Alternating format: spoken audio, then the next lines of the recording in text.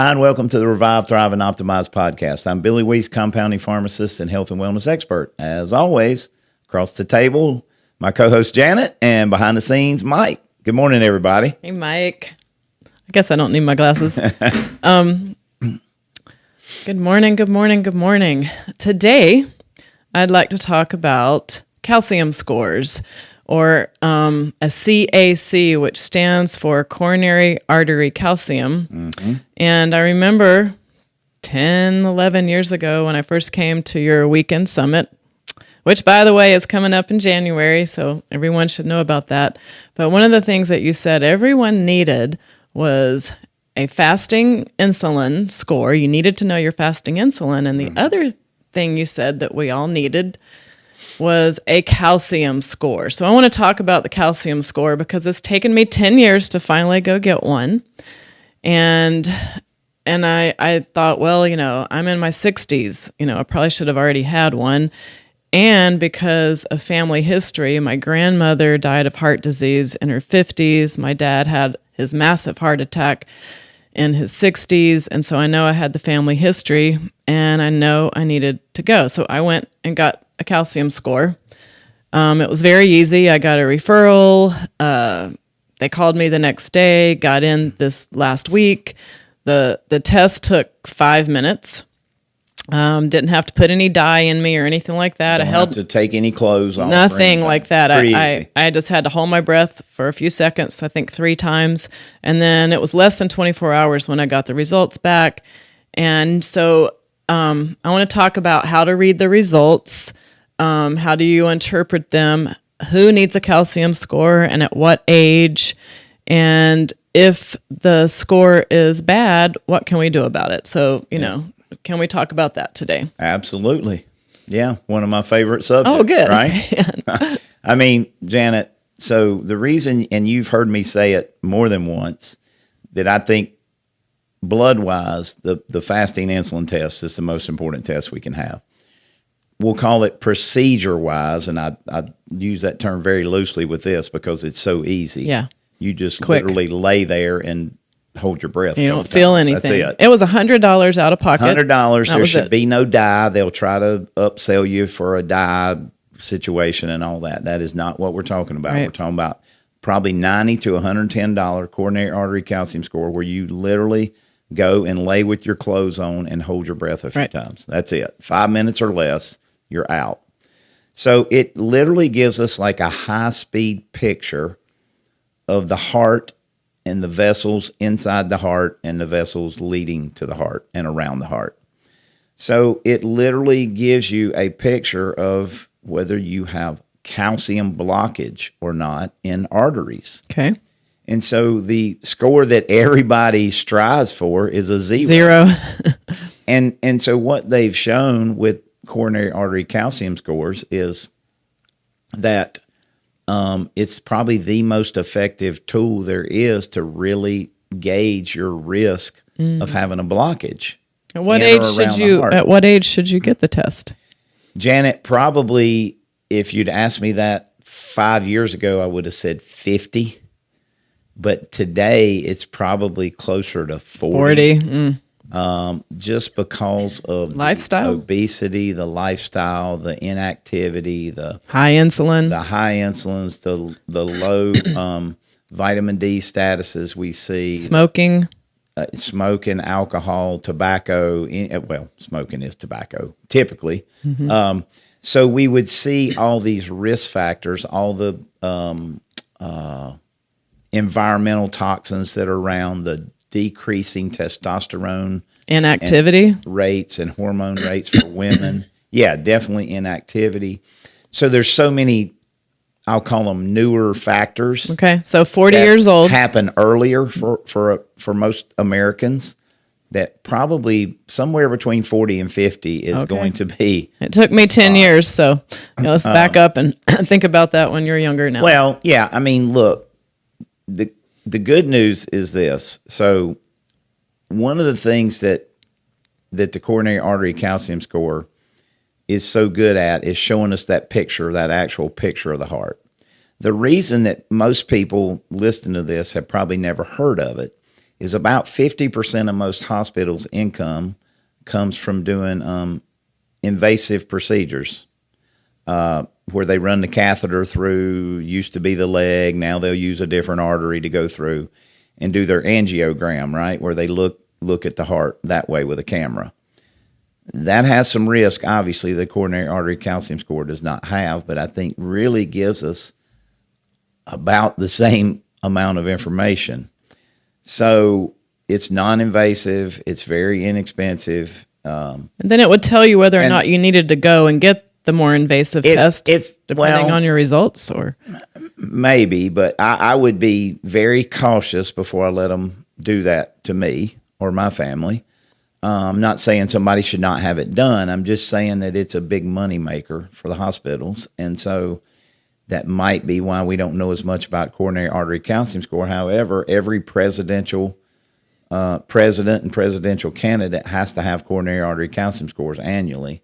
Wow. It's that important. Okay. All astronauts have to have coronary artery calcium scores. So it's just mind-blowing to me that we don't know about it, that insurance won't cover it, that they don't order it routinely, because I think it gives us the most amount of information for the number one killer in America, which is heart disease, right? So when we can take that picture and say, okay, here's where we are today. 0 is certainly our goal. That means that on what's called the Agatston score, Agatston, Dr. Agatston, he come up with a method to score this thing.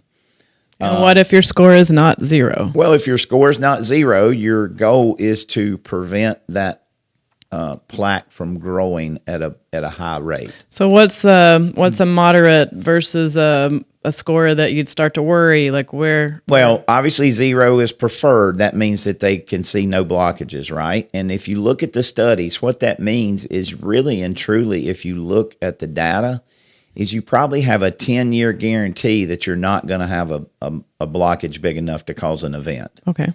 And that could be if you're 60, 70, 80, 90, 100. Doesn't matter. You don't have any blockages. One of the things that is important about that is cholesterol levels don't correspond to those blockages, which is what we're all told, right? Is that cholesterol is high cholesterol. What causes it? I think that what causes it is the insulin and sugar inefficiency. High insulin. Yeah, which is why the insulin is the most important test. But back to your question, 0 is the ultimate score. That's what we all would strive for. The thing is, if we don't have a 0, mild would be anything below 100. That would be considered really mild, right? So what do you do if it's, say almost 100? You don't really need to do anything? Well, I don't know that you don't need to do anything, but you don't need to panic, right? I mean, I hate to use it. That's a score that is manageable for sure. 100 to 400 is kind of what we would start to say, okay, now we really need to look at this and see what we need to do. So would that be like moderate to severe? I'd say that's well, not moderate to severe, but getting more toward moderate. Okay. Then above 400 is certainly where we would start to see, okay, now we could have some major blockages going on, and we need to really take this seriously. So if you do have calcium, how often should you recheck it to see if your score is going up? Every year. Yearly. Okay. So what all the American Heart Association and all the schools teach the cardiologists and the physicians is it's a chronic progressive disease. There's nothing you can do about it. Your score is going to go up more than 15% a year, no matter what you do. Take your statin and shut up. Okay? But statins, they actually, in the studies, increase coronary artery calcium scores. I don't want to get into how they tell me now that's good, but that's what they try to convince people of. So they can take it for what it is. Okay, they do increase coronary artery calcium scores in some studies. Don't think cholesterol is what caused it to begin with. I think that the reason that diabetics are twice as likely to die from heart disease is they're diabetic. They have a sugar and insulin problem, high insulin, right? Yeah. So we look at those factors and we look at a lot of studies, and that seems to be what drives this growth of this calcium, this coronary artery calcium. So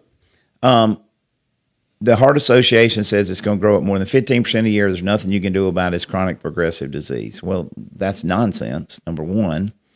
And number two, no matter where our scores are, that initial score, if it's 100, if it's 90, if it's 70, if it's 0, if it's 400, if it's 800, if we are symptom free, okay, that means we can exercise, we can go up and down stairs without shortness of breath, we're not having chest pains, we're not having any angina, we're not, having any of those symptoms that we would think of when you think of heart attack, an event. Yeah.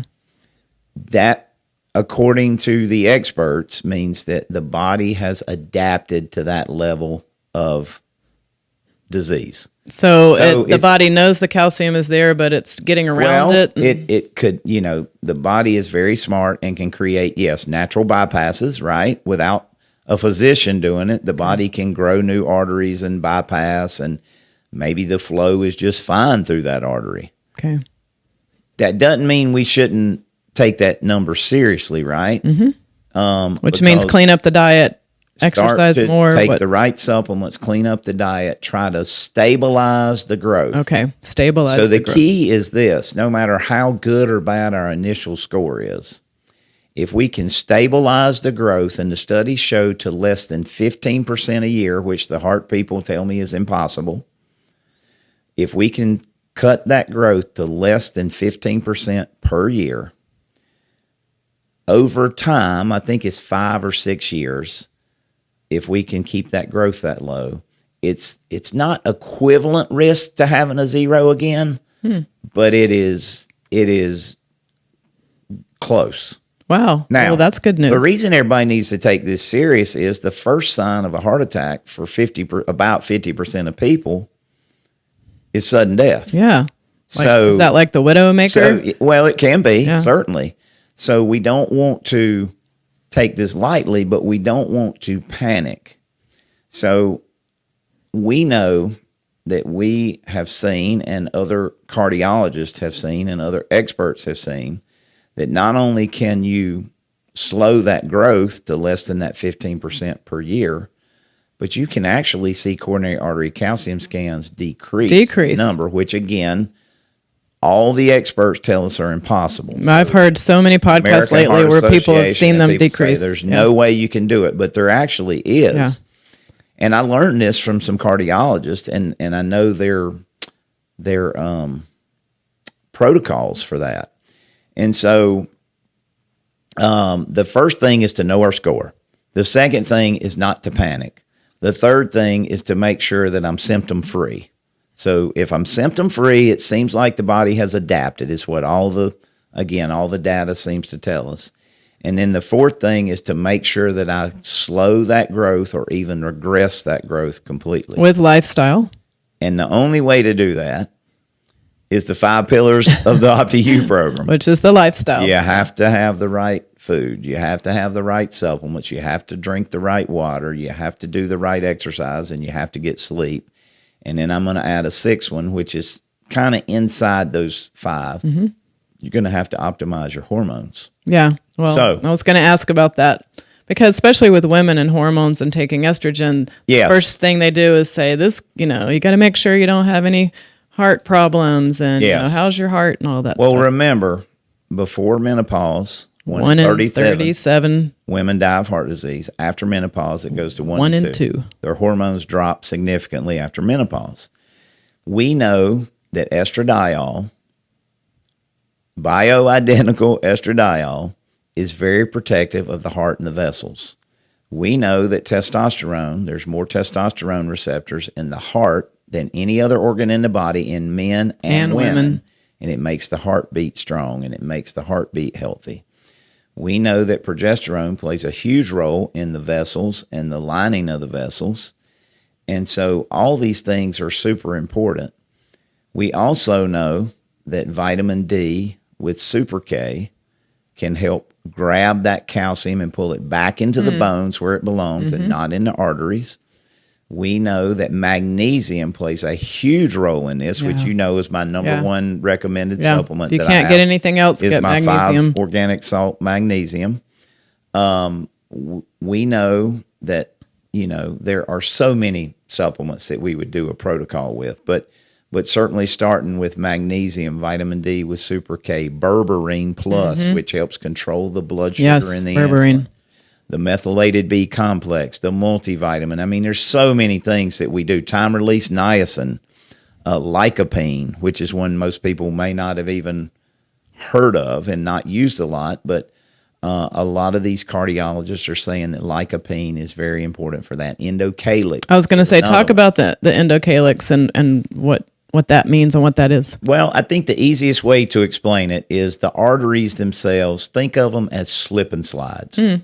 So just think, if a slip and slide is wet, me or you or our kids or grandkids, can slide down it, and it's a great experience. Hopefully it's fun going down a hill.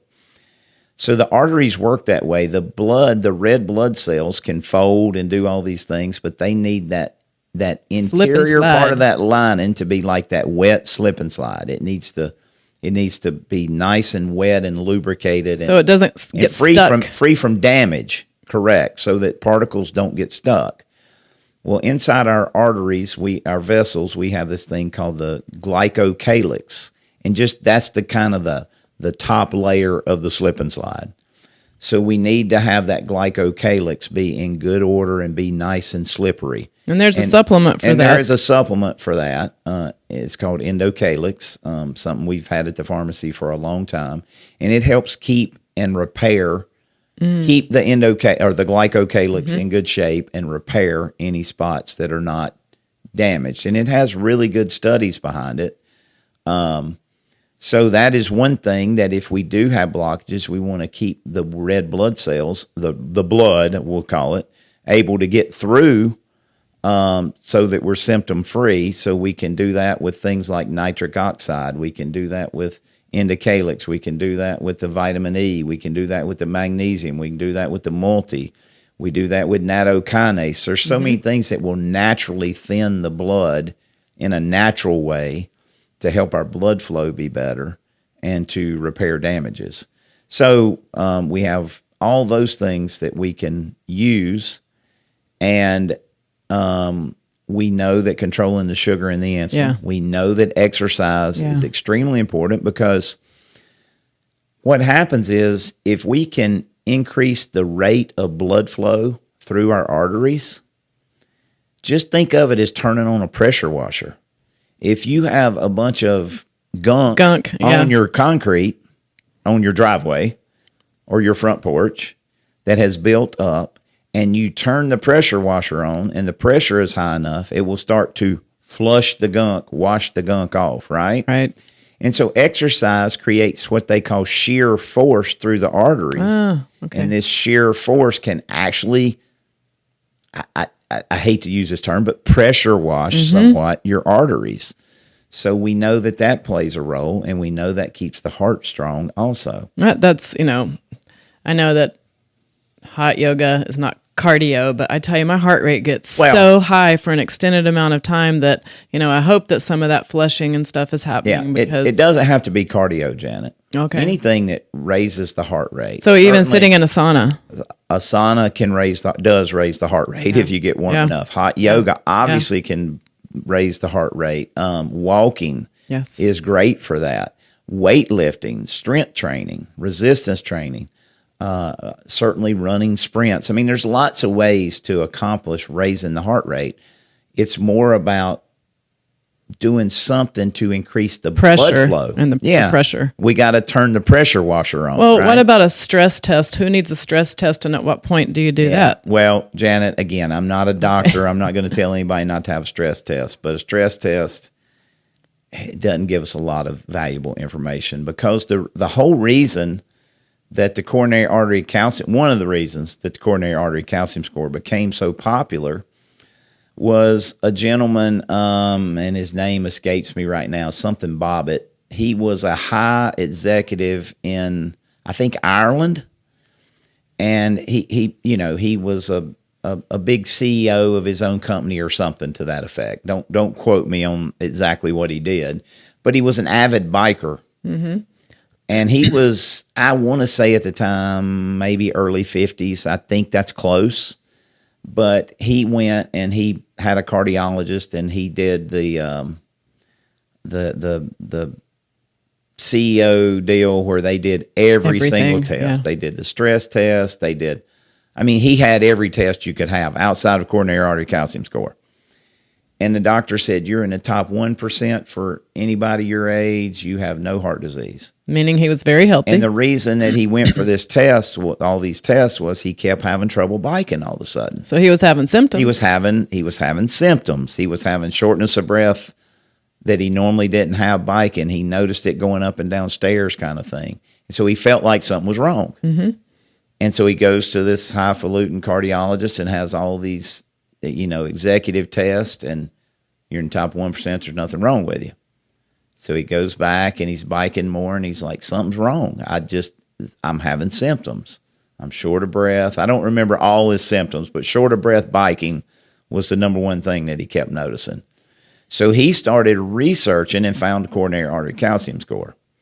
He went and had a $100 test, and even though he had passed the stress test and all that with flying colors, and it showed, I want to say that they told him he had the arteries of an 87-year-old or something like that. Much older gentleman than he was.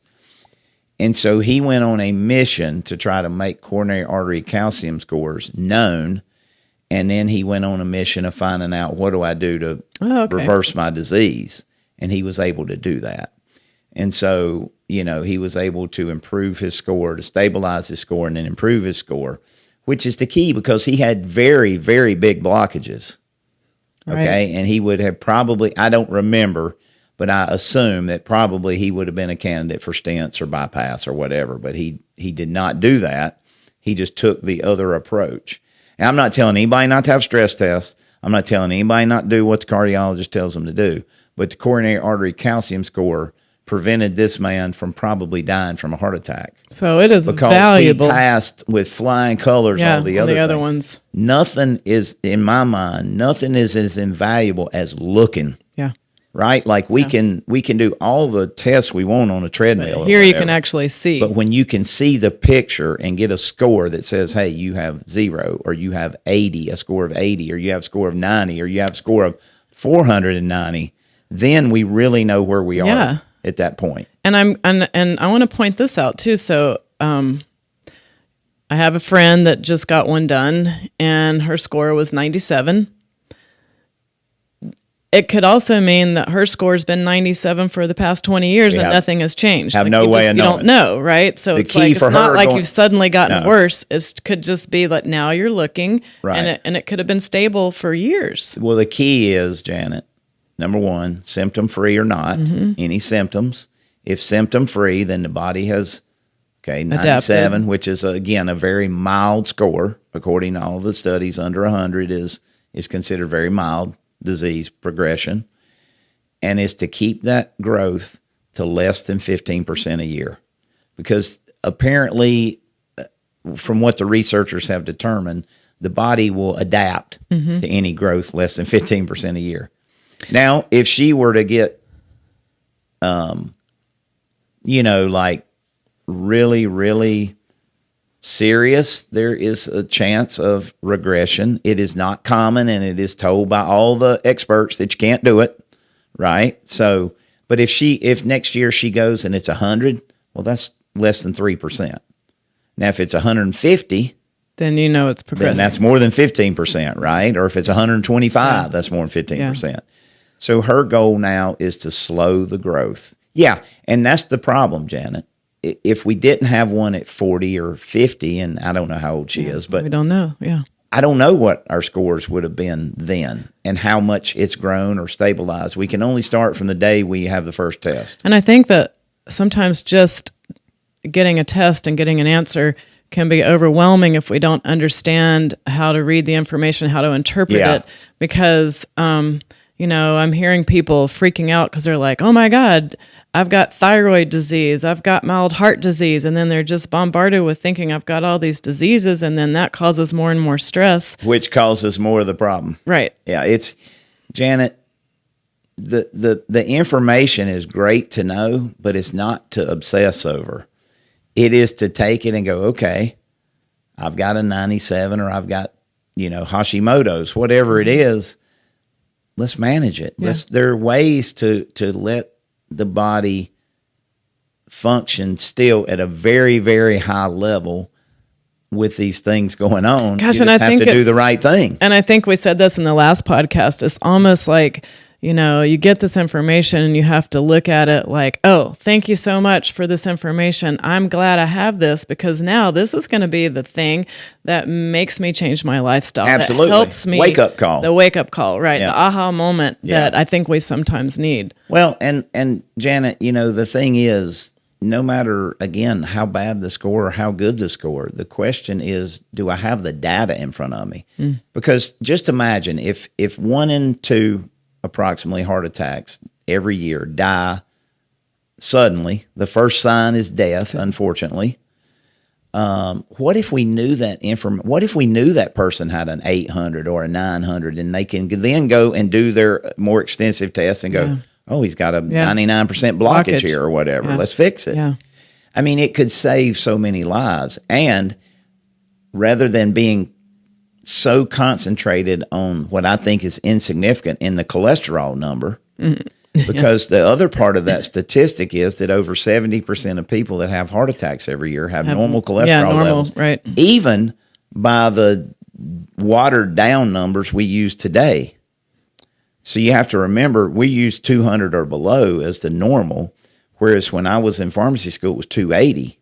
So the drug companies have just dropped it down, but still 70% of people meet that criteria that have a heart attack.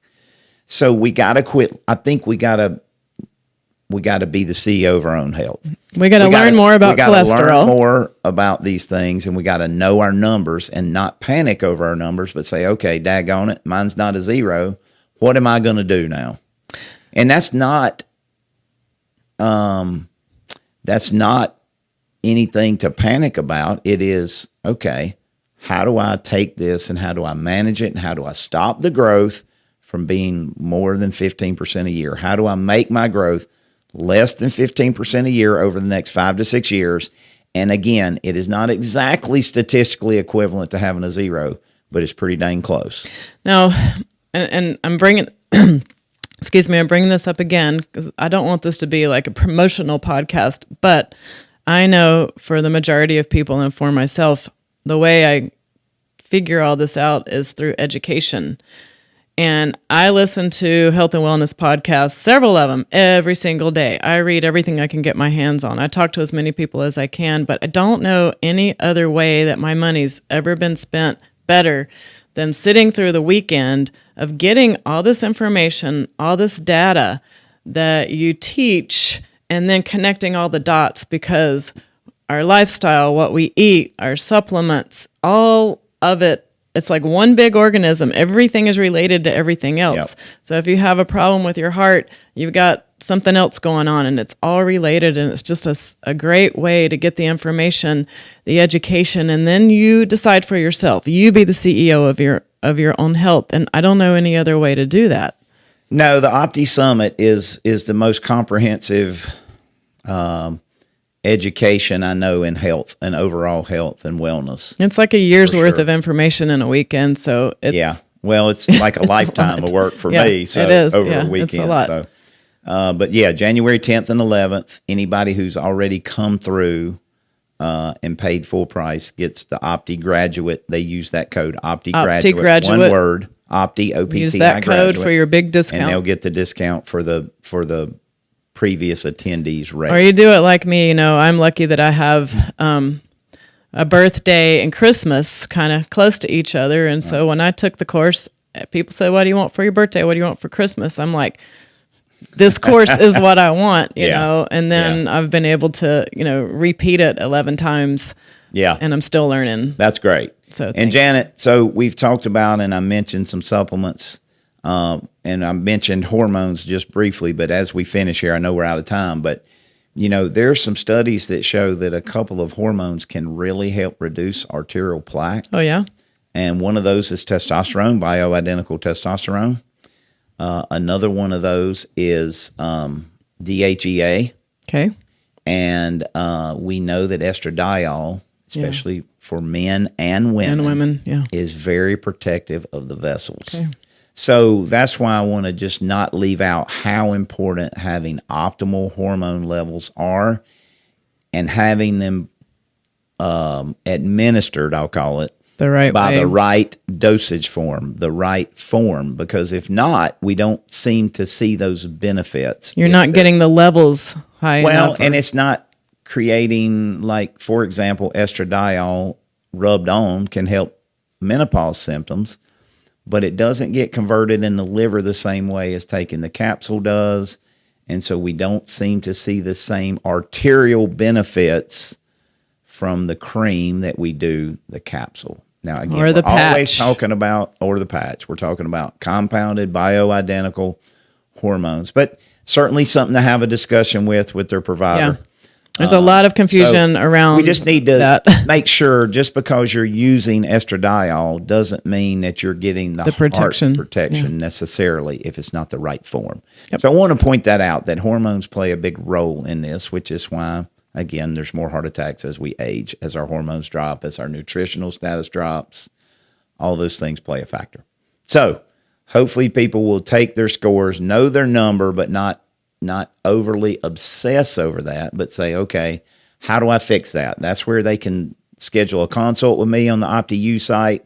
Mike, can you put that link in too? We can have him put the link. I say we. Mike can put the link in to schedule a consult with me. He can put the link in to come to the Optiyou Summit. We'd love to see people there. There's a limited number. And you come take care of yourself and you learn this stuff, and you're not just doing it for yourself. Everybody in your family benefits, your grandkids benefit, your community, everyone you touch benefits from this, because it is a ripple effect, and you get to walk the walk. It is. Change lives. And, you talk about you and Don coming for, what did you say, the 11th time. But like Hollis is coming from Louisiana. He's flying from Louisiana, getting a car. People come in from all over the United States. For his 4th year in a row, I think now. So we have so many people that want to come over. People come from Johnny, Florida. Johnny is probably close to you and Don, coming from Charleston. I don't know that he's been to 11, but he's been to a bunch. He's probably second to y'all, certainly, in number that he's attended. So, but look at the link below. We would love to have you get the information. If you've already been through, use the code OptiGraduate. And get a coronary artery calcium score and get a fasting insulin. That's the moral of this story of this podcast. So, and here we are in November. Yeah. So you need to know. It's coming up January 10th and 11th, and we'll see you next week. Thank you. Bye.